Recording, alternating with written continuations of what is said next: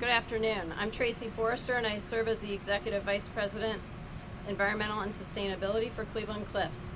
On behalf of Cleveland-Cliffs, our Chairman, President, and CEO, Lorenzo Gonzalez, and our 27,000 employees, I am honored to welcome Secretary Buttigieg, Mr. Zaidi, Administrator Carnahan, and their colleagues to our Toledo Direct Reduction plant. Cleveland-Cliffs made the forward-looking decision in 2017 to invest $1 billion to construct this plant. At that time, our company's leadership had a fundamental and progressive view that the domestic steel industry would demand American-made, low CO2 metallics to replace pig iron from geopolitically unstable countries, including Russia, Ukraine, as well as Brazil. This plant produces hot-briquetted iron that is up to 70% less CO2 intensive than imported metallics.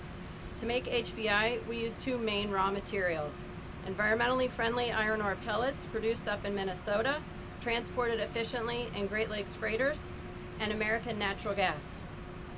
As the most technologically advanced plant of its kind, this facility has the ability to utilize hydrogen as a replacement for 30% of the natural gas used as a reductant, with no major capital upgrades required. Construction of this plant was completed in November 2020 and was part of the transformation of Cleveland-Cliffs that occurred that very same year. We acquired AK Steel Corporation and ArcelorMittal USA. Cleveland-Cliffs is now the largest flat-rolled steel producer in North America. Thank you. Cleveland-Cliffs is using briquettes produced here in Toledo across all of our integrated blast furnace, basic oxygen furnace steel mills, and electric arc furnace steel mills to significantly reduce greenhouse gas emissions. Cleveland-Cliffs serves as the definitive steel industry leader in terms of cooperation and partnership with the U.S. Department of Energy. We've partnered with DOE's Better Plants program, establishing an aggressive 10-year energy reduction goal. In 2021, Cleveland-Cliffs became the first and only U.S. steel producer to partner with DOE's Better Climate Challenge, bolstering our goal to reduce Scope 1 and Scope 2 greenhouse gas emissions 25% by 2030. We are also a proud EPA Energy Star industrial partner. Cleveland-Cliffs is the largest supplier of steel to the automotive industry, supplying half of the steel demanded by the automotive sector in 2021. Accordingly, Cliffs plays an integral role in enabling the decarbonization of the U.S. transportation sector. We collaborate with our automotive customers and their suppliers to develop innovative solutions in lightweighting, efficiency, and material strength and formability across our extensive steel product portfolio.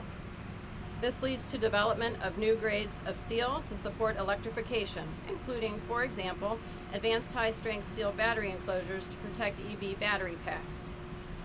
As a company, our greatest contribution to fighting climate change will be providing the steel needed to support the modernization of U.S. infrastructure.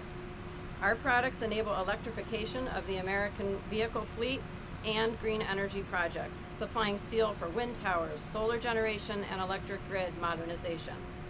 We have a North American supply chain in position today to facilitate this transition. With that, I'd like to recognize our workforce partners, the United Steelworkers, Local 9561, and Local President Jeff Warnock. I welcome to the podium our next speaker, Ms. Teresa Cassidy, Assistant to the Director of USW District 1.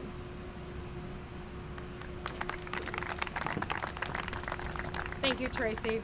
Thank you so much for the opportunity to be here, but most of all, thank you to the members of USW Local 9561 who work here at the Cleveland-Cliffs. My name is Teresa Cassidy, and I also bring greetings from USW International President Tom Conway and District 1 Director Donnie Black. And I'd also like to recognize Subdistrict Director Pat Gallagher, who's also here with us today. I'd like to thank the members of the administration who traveled here to see what the hard work our members do every day. Our union has been a strong supporter of Buy America policies because we know the power of federal procurement to support U.S. manufacturing workers. We applaud the announcements today that build on success of Buy America and promotes Buy Clean with steps towards a government preference for more cleanly made construction materials. USW and Cleveland Cliffs are looking to the future to ensure that our members continue to make the cleanest and strongest steel in the world to rebuild our nation's infrastructure and more. We recently reached a tentative agreement on a 4-year contract for USW members covered by a master agreement with the Cleveland Cliffs steelmaking group. And if approved by our members, the contract promises significant wage increases, continuation of good benefits, and billions of dollars of investments in the facilities where our members make steel. This facility is evidence the industry can invest in new technology to reduce pollution and employ a highly skilled union workforce. What we've seen here today must be the model as our nation invests in industry and advances policies to promote U.S. competitiveness like Buy Clean. Our union is committed to working with the administration and with our employers to ensure these new initiatives lift up and support U.S. industry and, most importantly, U.S. workers. Thank you. And now I have the honor of introducing our next speaker, White House Deputy National Climate Advisor, Ali Zaidi. Ali? All right, it's good to be here. And I think it's almost like a requirement to be on the stage that you had to have grown up near a Great Lake. I grew up outside of Erie, so it's the breeze feels familiar. It is so exciting to be here at Cleveland Cliffs, and you might wonder why the President's Climate Advisor is here, not in a forest, not hugging trees, and it is because the solutions for climate change are solutions we have to find and forge in every corner of our economy. For the longest time, people have said that the industrial sector is hard to decarbonize, too challenging. Well, here in the United States and here in Ohio and here with the US Steelworkers, we do the hard things, and you are proving that. You're proving it by betting in America, by betting in the workers and the communities that will forge those solutions. So that is why I am here. And you know, there's a bit of a natural breeze here, but what's, I think, perhaps more propelling and more exciting is the wind we now have at our backs as a country. Because of work that the president has done, we now have a bipartisan infrastructure law that is creating demand for American-made products. We've got a CHIPS bill, which means our auto industry can keep roaring into the future. And we've got an Inflation Reduction Act, which is making the single largest investment in our capability to produce these technologies here in the United States while bending costs for consumers all around the country. That is a bet on America. That is a bet on facilities like this and the people who work here. And it's not just something that's happening in the future. Part of what's exciting here is there is literally product being forged right now. And we've seen under this administration 600,000 manufacturing jobs be created, the most in nearly 30 years. So if you feel like things are going our way, there's a lot more work to be done, you're right. And we got to keep marching forward in this direction. Look, when it comes to the industrial sector, we've got two big structural advantages as a country. First, we are already producing cleaner products than the rest of the world. Steel made in the United States, on average, is about 2 times cleaner than competitors like China. We got to build on that structural advantage, and investments in the United States, that's how we're going to build on that advantage. And the second big structural advantage that we have is our workers. You know, we just met with folks in the control room who've been doing this for decades. When we talk about union workers, we're not talking about just a concept. We're talking about credentials and capability. that ensures that we're building the most competitive industry in the world. And by the way, Secretary Pete does a lot of things very, very well.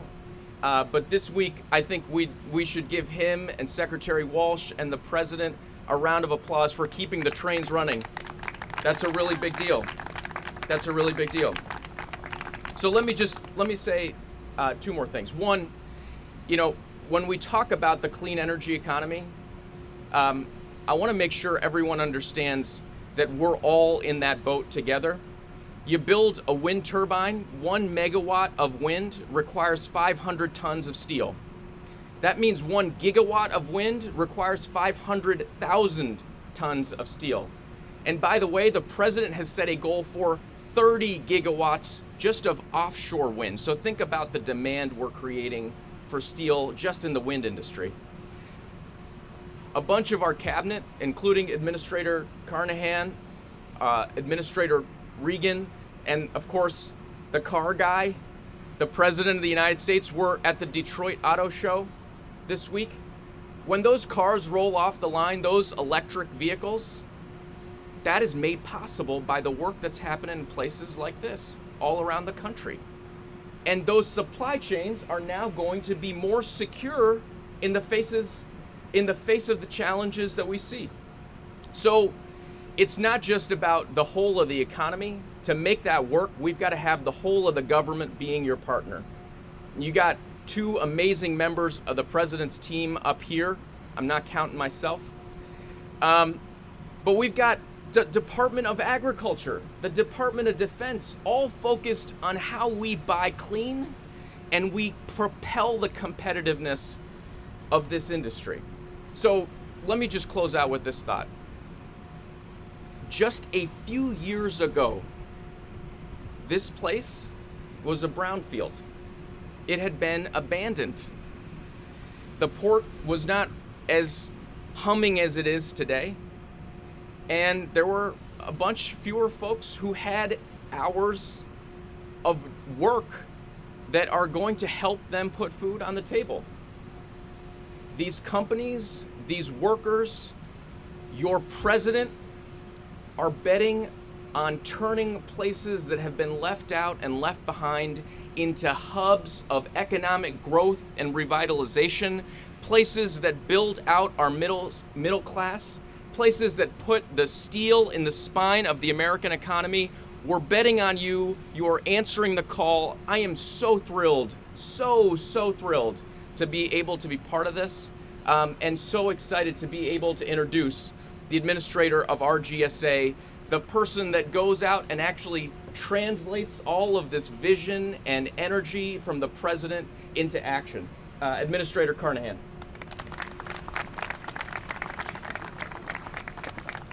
Well, thank you all very much, Tracy, Teresa, for having us here and for this wonderful tour. I learned more about hot briquetted iron than I ever knew before. I will say that I mentioned that my family long ago was in the charcoal briquette business, so a little bit of this seemed familiar to me. Ollie, thank you and congratulations wherever you are on the new gig. Next week, what do you say? Saturday is your first official day? No day off. All right, okay, Saturday. So thank you very much for being with us today, for all you're doing. And Pete, thank you for all of your work. We've known each other a long time, and it is thrilling to be able to work with you and your team on this important topic. You know, the General Services Administration isn't at the top of everybody's mind, so let me tell you what we do. We take care of all of the federal real estate assets, as well as the fleet of vehicles, and we do a lot of purchasing, billions of dollars of purchasing of goods and services and technology. And I will tell you that it is abundantly clear that tackling climate change starts not when a building opens, not when a car rolls off the line. It starts right here in places like this. Places that are being very intentional about going after supply chain emissions from day one. We talk about the big four materials that we need to talk about when it comes to reducing emissions in building materials, and it's concrete, asphalt, steel, and glass. Turns out that those are all high emission products, and it turns out that, listen to this, 98% of the federal spending on construction materials goes to those four things, right? So if we can begin to tackle climate and emissions at the root cause, then we can have an enormous impact. So that's why one of the little interesting fact to me is that of all of the buildings we operate, and we're the biggest landlord and owner in the country, and all of the buildings we lease, and of all the cars we operate, it's a fleet of more than 230,000 cars, all the emissions of all of those things combined, the emissions of supply chain, twice as high of the things that we buy. So we know we can make a difference here. Obviously, the why of this is so that we can have a healthier planet for our kids, create vibrant communities, create good jobs in places just like here, union jobs in Toledo. The good news is, I will tell you that GSA is already on this job. We're already doing it. We're working on buying clean and have been for some time. And I want to say that earlier this year, we put out the nation's first low carbon concrete and asphalt standards. Now, Secretary, I know you're going to talk a little bit about that later, but I just want to point out that we were there first at GSA. I'm very competitive about this. I hope you guys can catch up. But we are at it, and we're going to keep at it and keep leading the way. What we're doing is some paving projects around the country, and what we've seen are results already. Concrete's 20% less emissions. The asphalt, we're using recycled asphalt, which has big impacts. The contractors that are doing these jobs are primarily small businesses and many small and disadvantaged businesses. And on top of that, it's costing, look, get this, almost the exact same. So it's barely any added cost to have all of these benefits. So for me, that is a triple win. It's a win for good jobs, it's a win for taxpayers, and it is obviously a win for our planet. So bottom line, we can rebuild our nation's infrastructure in a way that's clean. This is not some pipe dream that somebody's talking about in the future. It's a thing that is happening in reality right now, right here with union jobs right here in Toledo. So I'm excited about that. The president is too, but he knows we have to do more. And that's why he pushed so hard on the Inflation Reduction Act that I'm sure we'll hear a little bit more about. But, you know, that historic thing that was able to, you know, reduce costs for families on health care, reduce energy costs, create good jobs, and make sure that wealthy corporations pay their fair share. So all good things. I will say at GSA, what that act means is we have about $2 billion with a B to spend on low emission products and manufacturing items that go into the buildings and construction. So we're going to be reaching out formally next week to industry partners to figure out, besides asphalt and concrete standards, that we can raise the ships of everybody by setting these and hold ourselves and everybody else accountable for it. We plan to do that with the rest of construction materials as well, and so expect to get a lot of good ideas about the industry. Ultimately, we're doing this because we want to have the federal portfolio be net zero of all of our buildings across the country by 2045. So that is our goal. Super ambitious, but I think we can get there. And obviously, as I said, we think it's a win for jobs, it's a win for communities, it's a win for families, and it's certainly a win for taxpayers with lower energy costs. So we're very proud to do this work and very proud to be able to stand here with Secretary Buttigieg. All that you do, we're grateful. So come inspire us. Well, thank you so much, Administrator Carnahan, for the phenomenal work you're doing. We will be nipping at your heels in that competition to be out front on materials. Really excited to be here. Thank you to Cliffs for hosting us and sharing their remarkable work. Thank you, Ali, for your phenomenal work, and look forward to continuing to partner with you in your new capacity. And we're so glad the United Steelworkers are here reminding us what this is all about, which is good paying jobs. Good paying union jobs. Mayor Kapsakevich, fellow charter member of the Midwestern unpronounceable last name Mayor's Club. Good to be reunited with you. And thanks all of you for joining us. It is really terrific to be here on the heels of visiting at Detroit, being at the Detroit Auto Show, and now seeing how all of these pieces fit together so well. And as you know, I'm now a Michigander by marriage, originally from South Bend, which is not that far up 80-90 to the west from here, and know how much it means to communities, to lives, and to livelihoods to have healthy industry and to make things here in America. We are faced with a moment that is calling on us to address some of the issues that so many of our communities, especially in the industrial Midwest, have faced. Infrastructure that's been around for a long time and needs some work. vulnerability to climate change, whether it's flooding, extreme heat, increasingly violent weather.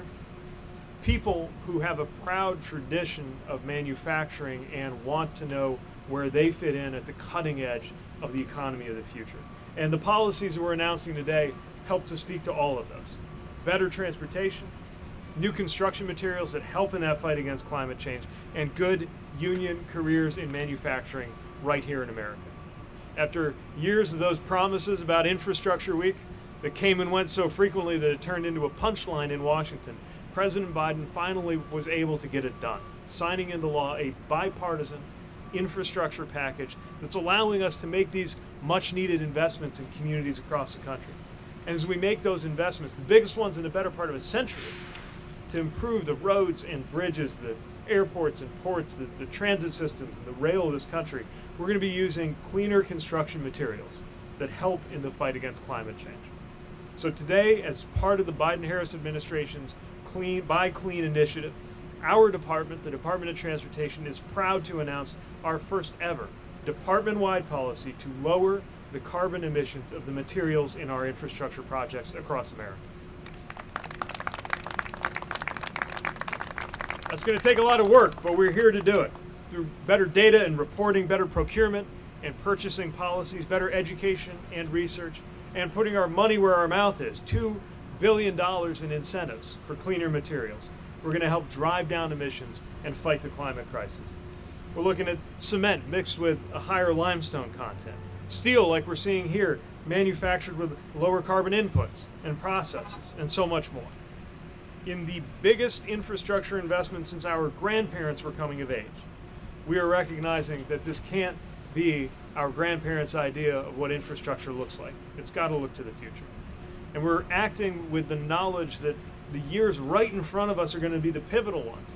And my grandchildren will be asking us what we did during this time to prevent more and more of the extreme weather phenomena that Americans are seeing. Transportation sector is the biggest contributor to climate change in the U.S. economy. But that statistic even only counts the direct emissions from vehicles. It doesn't include the construction materials that are used in transportation infrastructure like roads and bridges. Government is the largest purchaser of concrete in the U.S., and as that increases even more under this infrastructure law, we know that we have a responsibility to use the purchasing power of our government to accelerate that move toward modern, lower carbon construction materials. So we're modernizing the transportation systems Americans depend on to get where they need to be, and we're modernizing the materials that are used to build it. And it's even better than that, as our friends and hosts here at Cleveland Cliffs are showing. Producing cleaner construction materials, like those steel plates that are going to keep America's bridges safe and open for generations to come, that means a lot of good union manufacturing jobs right here in the U.S. So this is a win-win-win. And contrary to the naysayers, what we have seen here in Toledo and here in this region is that American steel companies with a tradition that goes back more than 150 years can innovate and be at the forefront of a growing market. That labor unions that are almost 100 years old will be right there too, providing the world's best trained workers to operate this kind of highly advanced, cleaner production technology like we saw. The president often says when he thinks of climate change, first thing that comes to his mind is jobs. And that's what we're seeing right here. And we know that we got to work together to get it done. So I couldn't be more excited about the moment that we're in. I find myself surrounded by iron and steel lately. We're investing in a facility in southern Indiana that's helping get pig iron out off of the river and up to the foundry there. We're investing in that iron ore, the docks there in Marquette in the UP. And now here we're celebrating this work. It's poetic to me to picture the pellets that are coming in on one side of this facility and the briquettes that are going out on the other side, and picturing them going onto those rail cars and finding their way up into Detroit or wherever they're headed, maybe Indiana, and being turned into the I-beam that's beneath the floor of an office, the steel that's in the car that we're taking our children to school in, or indeed the bridges that the next generation of rail cars are going to go over. All of that flows through this, and it's coming at a moment where, thanks to the Inflation Reduction Act, thanks to the bipartisan infrastructure law, thanks to the CHIPS Act that's going to keep manufacturing here in the U.S. In the automotive industry, and so many other things that this president, this administration are leading in partnership with our friends in the private sector and the labor movement and the research community. We will look back on the 2020s, on these years we're living through right now, as a moment when America decided to win the future. And I couldn't be prouder to be part of that with you all. So thanks so much again for joining us. Thanks for the chance to share this with you.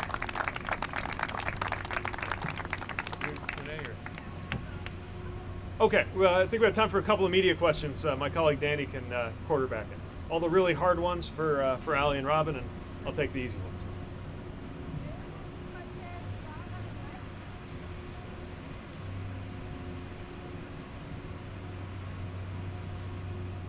Can you address the $500,000 charter stations that the president wants and the price tag for that? Like, talk a little about that. Yeah, so yesterday we were able to announce that we've cleared the first 35 states that have submitted their plans to participate in our electric vehicle infrastructure plan.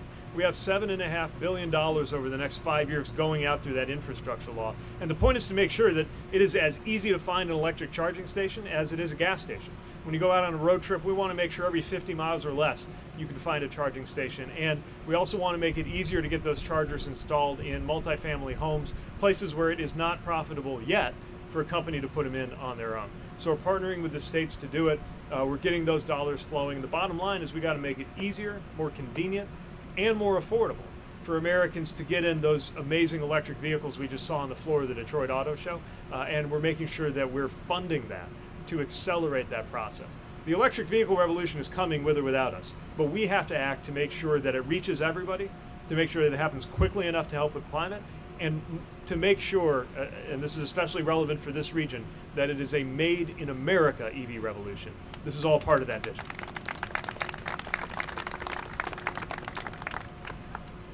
All right. One more? Hi, Secretary.